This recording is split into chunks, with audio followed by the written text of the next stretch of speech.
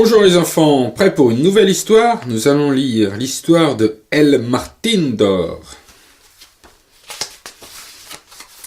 Martin et Flash se promènent tranquillement lorsqu'ils aperçoivent des bulldozers. « Ah, ça me rappelle quand j'étais matador de bulldozers en Espagne, dit Martin.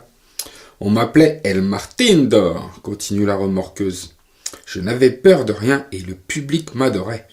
Et Martin commence son histoire. Au milieu de l'arène, El Martín d'Or saluait la foule quand un terrible bulldozer jaune fit son entrée. Ni une ni deux, la machine déchaînée se précipita sur lui. Ouf! Il l'esquiva de justesse, mais le bulldozer revint à la charge et ensevelit El Martín d'Or sous terre.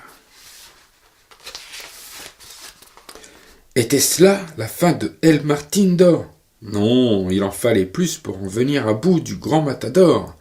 C'est alors que le crochet de El Martín d'Or sortit de la terre sous les applaudissements du public. El Martín d'Or était en vie. « Olé !» crièrent de joie Señorita Mia et Señorita Tia, ses plus grandes fans. El Martín d'Or se décagea du tas de sable, bien résolu à retourner au combat. Il jeta un regard déterminé au redoutable bulldozer. Mais maintenant, il y avait 3 bulldozers. Oups, le grand El Martín d'Or pourrait-il survivre seul contre tous ces bulldozers? Les terribles machines se ruèrent sur El Martín d'Or, qui évita leur assaut à temps. Le matador bondit au-dessus d'eux et les bulldozers s'écrasèrent les uns contre les autres. El Martín d'Or se dressa alors fièrement devant le public qui salua sa victoire, mais la foule l'avait acclamé trop tôt. Car soudain, dit Martin en continuant son histoire, je me suis retrouvé pris au milieu d'une dizaine de bulldozers.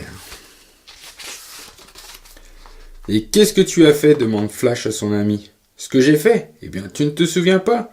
Pourtant, tu étais là toi aussi, répond Martin. Ta belle peinture rouge les a bien énervés, ajoute la remorque.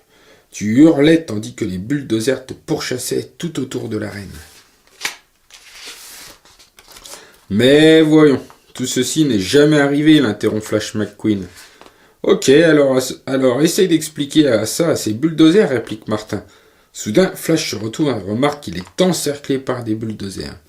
Ah, hurle-t-il en fuyant les bulldozers à ses trousses. C'est alors que les 2 fans de Martin arrivent. Olé! Et les 3 voitures s'en vont à la recherche de nouvelles aventures et de 1 ou 2 histoires à dormir debout. Et voilà les enfants, à demain. Merci d'avoir écouté cette histoire, j'espère qu'elle t'a plu. Si elle t'a plu, mets un pouce en l'air et pense à t'abonner pour recevoir les nouvelles histoires. À bientôt.